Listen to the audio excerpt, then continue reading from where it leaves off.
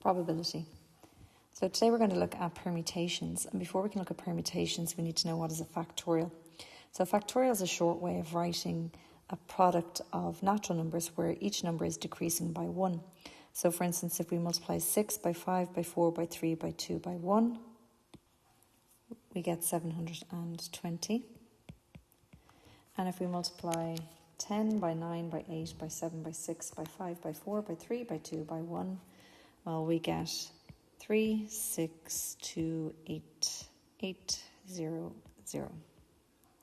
So in other words, we get 3,628,800.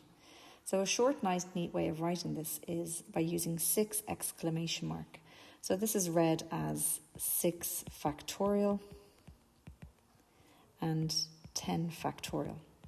So the factorial is the exclamation mark, and the factorial is basically putting a pause on the number 10, and the factorial bit, then the exclamation part, is representing the 9 by 10, 9 by 8 by 7 by 6 by 5 by 4 by 3 by 2 by 1.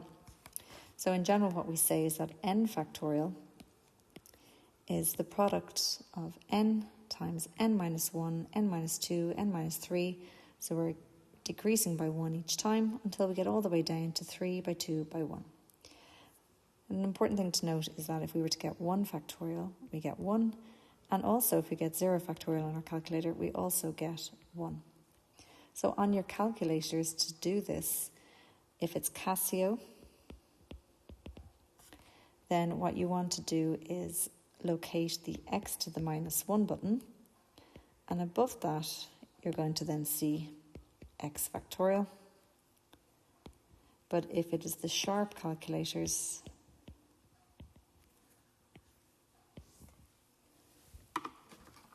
then what you have is the number 4 button, and above the number 4 button you see n factorial. So all you would have to do is, if we wanted to get 6 factorial, we would go 6, and then we would go shift x to the n minus 1 for the x factorial button, and then equals. Or if it's the sharp button, we would go 6, second function, 4 for our n factorial, and then equals. So the 0 factorial is always an interesting one. So if we just look as a note to the side, if we were to get 5 factorial on our calculators, what we end up with is 120. If I get 4 factorial, we get 24. If we get 3 factorial, we get 6. If we get 2 factorial, we get 2. If we get 1 factorial, we get 1. And the reason we get our 0 factorial, well, if we look, if I go 120 divided by 24, I end up with 5. If I have 24 divided by 6, I get 4. If I have 6 divided by 2, I get 3. And if I have 2 divided by 1, I get 2.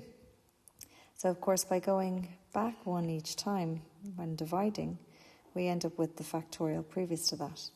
So in other words, what number divides by 1 to give me 1? Well, it must be 1. So in other words, 0 factorial has to be 1, because 1 divided by 1 is 1, which is our 1 factorial. So let's have a look at evaluating these. So evaluate means find the number. So we could obviously just put 12 factorial over 8 factorial into our calculator and solve. But I'm going to show you the long way because it'll help with the next 2 questions. So 12 factorial is 12 by 11 by 10 by 9 by 8.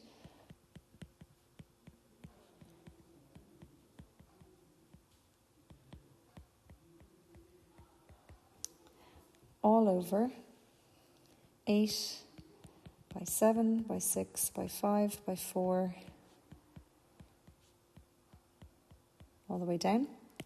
And we can see then that they have the top here and the bottom is the same. So if I divide that into that, I'm left with 12 by 11 by 10 by 9. But I could have written 12 by 11 by 10 by 9 by 8 factorial, because 8 factorial is 8 by 7 by 6 by 5 by 4 by 3 by 2 by 1. And on the bottom I could have left it as 8 factorial, and now I can see it's much easier to just divide 8 factorial by 8 factorial. So in other words, we write the top factorial all the way down to the bottom factorial, so the smaller one. And 12 then by 11 by 10 by 9 is equal to 11,880. So now if I want to simplify in the second case, we take the bigger factorial and we write it as the smaller factorial. So n plus 1 factorial, well, if I take 1 away from n plus 1, I get n. And if I take 1 away from n, I get n minus 1. Now, if I kept going, I'd have n minus 2, n minus 3, n minus 4, all the way down to 3, 2, 1. But of course, on the bottom, I see I have n minus 1 factorial. So I'm actually going to stop there. So in other words, I'm only writing n plus 1 factorial as n plus 1 by n minus 1 factorial. Because now the top and the bottom n minus 1 factorial will cancel, leave me with n times n plus 1, which is n squared plus n. So that is in its simplest form now. This should say 3 here. So 3 says prove. So prove means I need to take the left-hand side and show it is equal to the right-hand side. So the left-hand side is n plus 1 factorial over n plus 3 factorial. So the top is the bigger factorial, so I'm going to take that and I'm going to write the bigger factorial and all the way down until I get the bottom factorial. So taking 1 away each time, and now I'm stopping at n plus 3 factorial because that's what I have on the bottom. So now n plus 3 factorial divides into n plus 3 factorial, leaving me with n plus 5 times n plus 4. So now if I simplify that, I have n by n, which is n squared, n by 4, which is 4n, 5 by n, which is 5n, and 5 by 4, which is 20. And that gives me n squared plus 9n plus 20. And that is equal to the right-hand side. So we always need to conclude. So we would therefore say, hence, n plus 5 factorial over n plus 3 factorial is, in fact, n squared plus 9n plus 20. Okay, so we just simplify by saying QED. Okay, so let's put these into use then with our permutations. But before we do that, we're going to look at our fundamental counting. So in general, we say the principle of counting, or the fundamental principle of counting, is that if we have one task accomplished in m ways, followed by a second task which can be accomplished in n ways, then the number of ways in which we can accomplish task m by task n would be m multiplied by n. So say, for instance, here we have 3 towns A, B, and C, and we see that there are 2 roads from A to B and 3 roads from B to C. So in other words, there are 2 ways to get from A to B and 3 roads to get from B to C. So how many ways can a person travel from A to C? Well, that would be 2 roads times 3 roads, which would be 6 ways. Or in the second example there, we have a car manufacturer produces 5 different models of a car, and each model comes in 4 different colours. So we would have 5 models and 4 colours, which would give us 20 ways. So with permutations, the key word in our questions are going to be, how many ways can we arrange something? And the method in which we're going to solve these is using our boxes method. And I always have a favour with this one rather than the NPR method, because the NPR is calculator. And if we input the data wrong into our calculator, we'll lose our marks. Whereas the boxes method is really good, especially when we have restrictions, because we can write our restrictions down on the boxes. So there are 7 ways in which we're going to get the questions, and we're going to look at an example for each of these 7, starting with type 1, no restrictions, taking everything at once. So here, for example, we have 6 different books, including a science book, on a shelf. And we're asked how many ways can the 6 books be arranged on the shelf. So what we do is we draw our 6 boxes, because there are 6 spaces on the shelf to place my 6 books. And therefore, if I have 6 books, there are 6 that I can pick from for the first space. If 1 goes in there, then I now have 5 books left to pick from. Then I have 4 left to pick from, 3 left to pick from, 2 left to pick from, and then until I get to the last book, there's only 1 book left to go on the shelf. So 6 by 5 by 4 by 3 by 2 by 1 is obviously 6 factorial. And 6 factorial we saw in our previous example was 720. So there are 720 ways to arrange those 6 books on the shelf. Now in the second type we have restrictions. So the restriction here is that the science book is always on the extreme left. So if I do my 6 boxes again, I still have 6 books to go up on the shelf. So it's still the same items and the same number of spaces, just that this time we have a restriction where it has to be science on the extreme left. And that means there is only 1 book can go into that space. So if that science book is now on the shelf, there are 5 left and 1 can go up on the shelf. Now there's only 4 left, so I pick another 1 to go on the shelf. There's now 3 left, 2 left, and then 1 left. So this is basically 1 times 5 factorial, in other words, just 5 factorial. And 5 factorial is 120. So just by restricting 1 book, we've now reduced our number of ways of arranging 6 books from 720 all the way down to 120 ways. So in type 3, we're going to group things together. So in this example here, we have how many ways can the letters of the word Scotland be arranged in a line? So if I look at the word Scotland, the first thing I note is that there are 8 letters. So if I'm just arranging those 8 letters, then that would just be 8 by 7 by 6 by 5 by 4 by 3 by 2 by 1. In other words, it will be 8 factorial. And 8 factorial is 40,320 ways, which seems colossal for just arranging the letters of the word Scotland. So then it says in part 1, how many of these arrangements do the 2 vowels come together? So if we're grouping things together, what we do is we group as 1 unit. So in other words, for example, we could have our vowels there, I should say, are O and A. So we could have the O and the A grouped together as 1 unit, which would be 1 box. But then we have, say for instance, S, and we have C, and we could have T, and then we could have L, and then we could have D, and we could have N. So that would give us 1, 2, 3, 4, 5, 6, 7 boxes.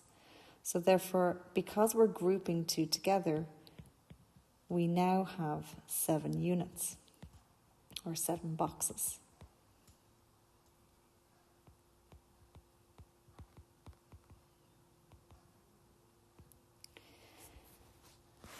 So if we were to look at how would we fill out those 7 boxes, well, we have our restriction of the vowels having to come together, and then we would be arranging those 7 boxes. So if I just come down here, this is 1. Because we have 7 boxes to arrange, then that's just simply 7 factorial. However, the O and the A, we haven't been told that O has to come before A, which means we could also have A followed by O. So in other words, there are 2 vowels that can also be arranged.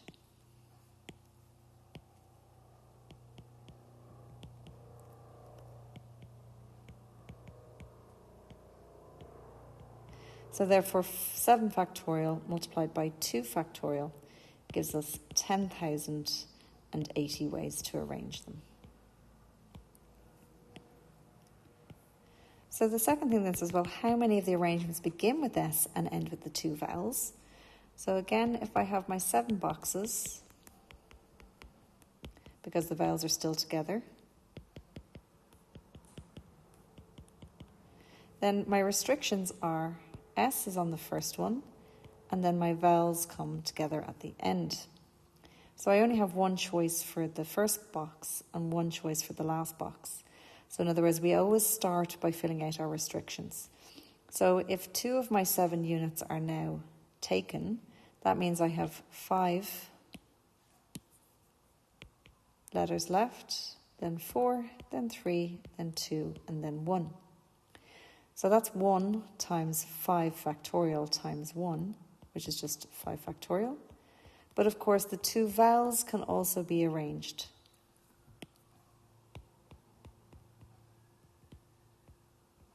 So therefore, we have 5 factorial by 2 factorial, which gives us 240 ways. So we can see the more restrictions there are with these permutations, the smaller the number of ways that we can arrange them becomes. So in all of the cases so far, we've actually used all of the books or all of the letters given to us. So in these NPR types, we're only going to have a selected amount being used from the total. So here we're asked how many different 4-letter arrangements can be made using the letters Thursday if a letter cannot be repeated in the arrangement. So how many letters are there in total? So when we're looking at taking a certain amount from a total amount, we write down n as our total. And that is 1, 2, 3, 4, 5, 6, 7, 8 letters in Thursday. And then or is what we're selecting.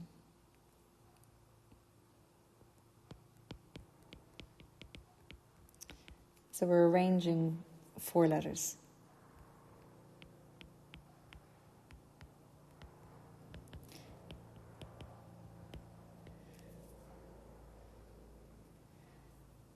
So now we have our N and we have our or.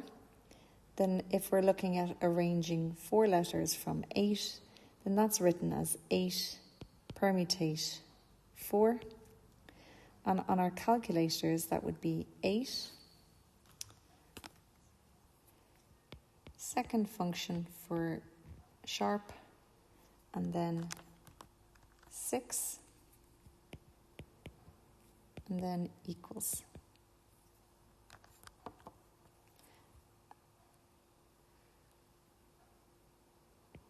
Press 4, sorry. And that equals 1,680.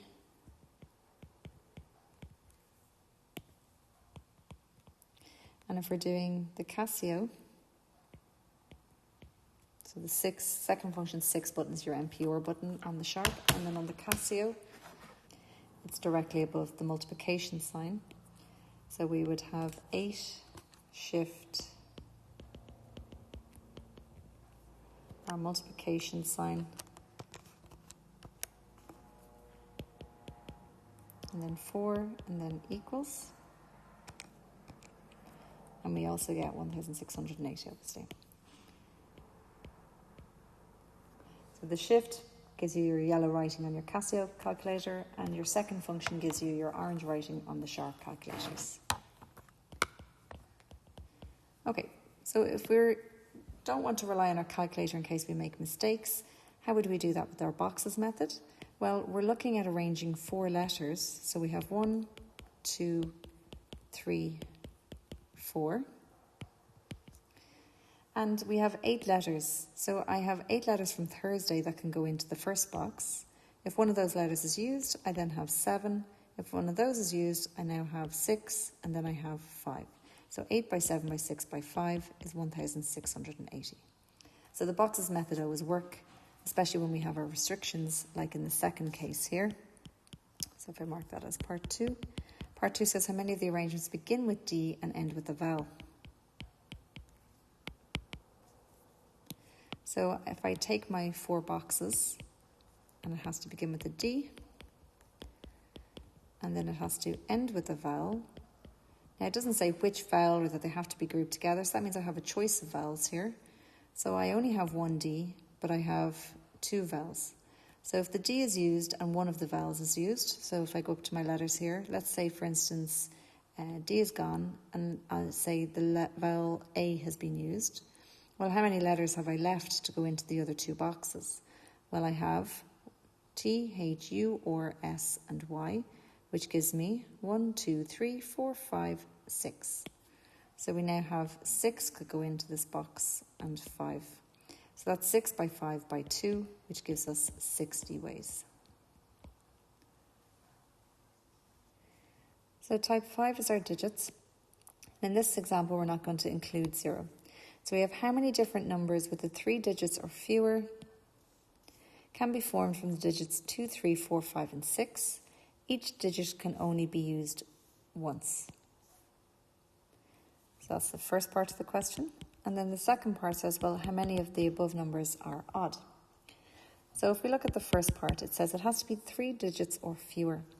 So if it is 3 digits, that means there will be 3 boxes.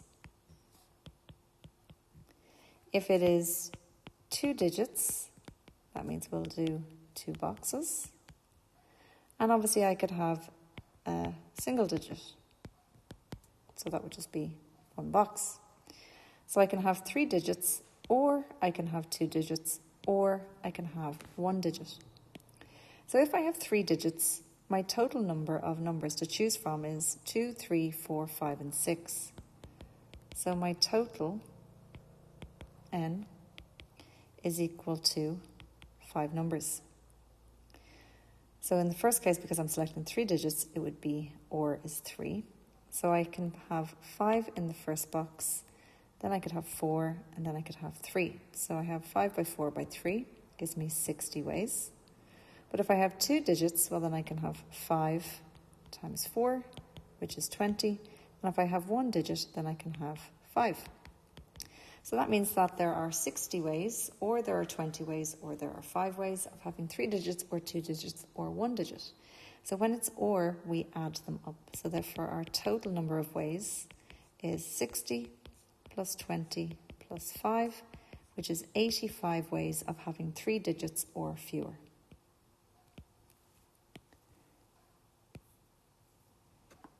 Now, if we look at the second case, the number has to be odd. So again, we can have 3 digits, or we can have 2 digits, or we can have 1 digit. But they have to be odd. So if they're odd, that means that the last number has to be odd. So in other words, the number that goes into the last box must be odd. And if it's 1 digit, obviously it has to be an odd digit. So how many odd digits do we have? So let's circle them. So 3 is odd and 5 is odd. So that means that there can only be 2 going into the first box here for odd, and same in each of the 3 digits or fewer. So if one of the odd numbers is used, let's cross out one of them. So if I use 3, well, how many numbers have I left? Well, I have 1, 2, 3, 4. So I could have 2, 4, 5, or 6 going into the first box. So that would be 4. If another one of those is used, then that would leave me with 3. So we have 4 by 3 by 2, which gives me 24. If I use one of my odd numbers, that leaves me with 4 numbers. So that's 4 times 2, which is 8. And obviously if it's odd, well, there's only 2 choices.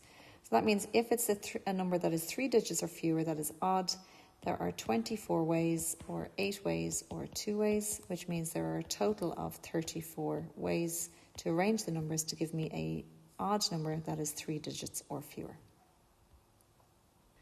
So if 0 is included, then we have to be careful here, because we have how many 3-digit numbers can be formed with the digits 0, 1, 4, 6, 7, and 8, and if each digit can only be used once in any given number. So if we look at the first part there, the total number of numbers, n, is 1, 2, 3, 4, 5, 6. We have 6 numbers. So if I want a 3-digit number, that means there's going to be 3 boxes.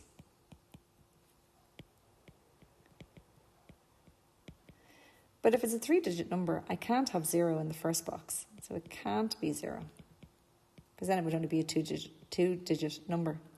So that means I really only have 5 numbers that can go into the first box to make it a 3-digit number. So say, for instance, 1 was used in the first box. Well, how many numbers can go in the second box? Well, that leaves me with 5 for the second box also, because obviously 0 can be used now. And then if another one of those numbers is used, then that leaves me with 4. So we have 25 times 4, which gives me 100. Well, how many of these numbers are greater than 600? So if it's greater than 600, and it's a 3-digit number, well, that means that the first box has to be a number greater than 6. And if I look at the numbers that are greater than 6, well, we only have 7 and 8. So that means I can only have 2 numbers in the first box. Sorry, I have 3 numbers, I should say, because it's greater than 600. So it could be 6, it could be 7, or it could be 8. And because I can't repeat the numbers, I couldn't have 600, so 600. So I can only use the numbers once. So say if one of those numbers is used, well, how many am I left with then? Well, I'm left with 5 numbers, and then I'm left with 4 numbers. So we have 3 by 5 by 4, gives us 60 ways. And then the last one, well then, how many of these numbers begin with a 1? So if it begins with a 1, again, we have 3 boxes. 1 is my restriction. So I only have 1, so that's only 1. And if one of those if 1 is now used, I'm left with 5 numbers, and then I'm left with 4 numbers to arrange. So that gives me 20 ways of starting a 3-digit number that begins with 1. Okay, so last example is where we're going to have our repeats. So this is type 7. And this is a lovely question that has come up in the Leaving Cert before, where we have an ATM bank card consists of a 4-digit number. How many different passwords are possible? So, of course, your password could actually be 000.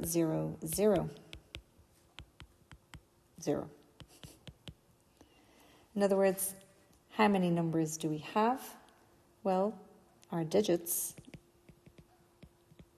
are 0 to 9, because 0 can be included in a password for your bike lock or for your bank card or for your PIN number on your phone. And therefore, there are 10 in total. And that means we could have 10 numbers in the first place, 10 numbers in the second, 10 numbers in the third, and 10 in the fourth, because each of these numbers can be repeated.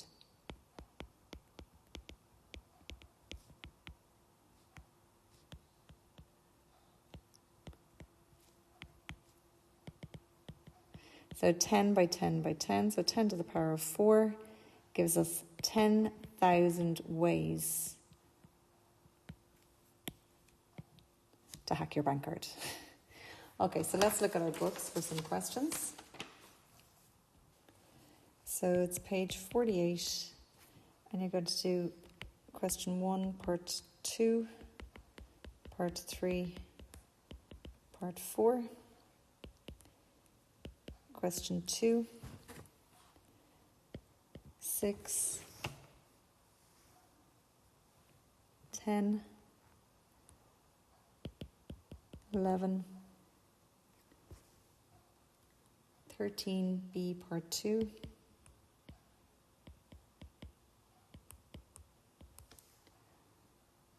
14, 15, 16,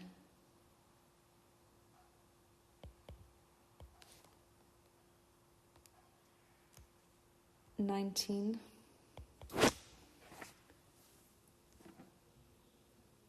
20,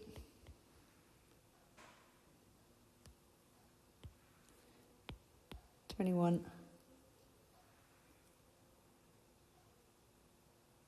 23.